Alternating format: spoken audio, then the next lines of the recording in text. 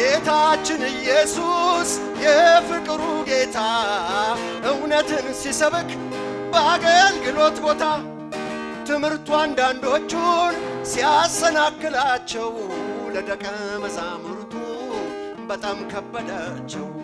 ጌታ ሆይ ትምህርትህ ደግ ስላልሆነ ትንሽ ቀየር አድርገው ሰው ተበተነ ሲሉት ከፈለጋችሁ እናንተም ሂዱ አለ። የእውነት መለኪያ ዛሬስ ወዴት አለ? እስኪ እንነጋገር፣ እስኪ እንወያይ። እውነት ሰው ቢበትን ልክ አይደለም ወይ? ይህንን ስዘምር ፊቱ የሚጠቁር ሰው መጣራት አለበት፣ እሱ የማን ልጅ ነው?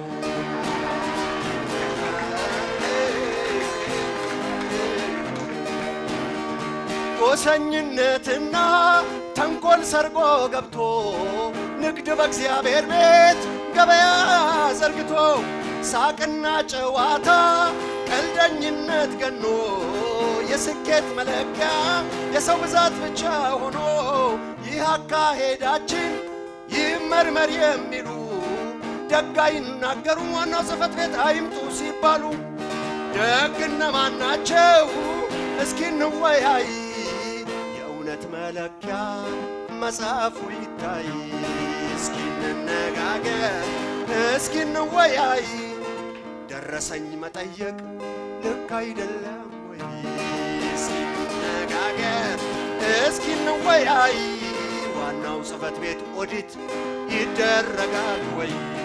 እስኪ እንነጋገር፣ እስኪ እንወያይ። ብሔረተኝነት እዚህ በእውነት የለም ወይ?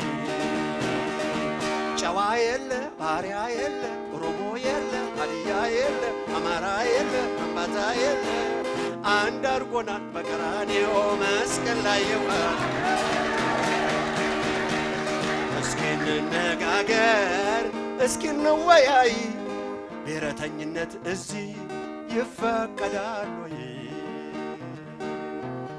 የብሔር ብሔረሰቦች እኩልነት በውጭ የተረጋገጠው በኢህአዴግ ነው ብለዋል። ቤተ ክርስቲያን ውስጥ ግን የተረጋገጠው በኢየሱስ ነው።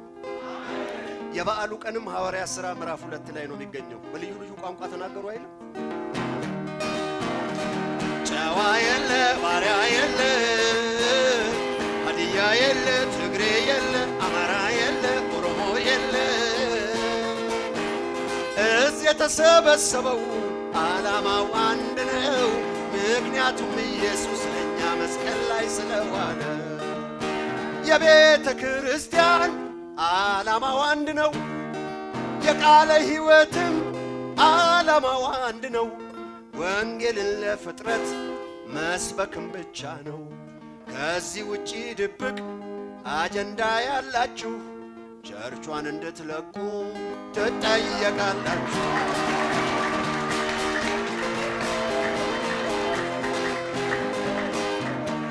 የትውልድን ዕድሜ ገንዘብ እየበሉ በጣፋጭ ንግግር ጊዜ እየገደሉ ቁስል እያከኩ ለውጥ የማያመጡ ወይ የማይመልሱ ወይ የማይለውጡ ደግሞ እውነት አፍርጠው ሚና ለዩ ሚሉ ተወደው ለመኖር ትውልድ የማይገድሉ እነማን ናቸው ደግ ለወንጌል ያደሩ?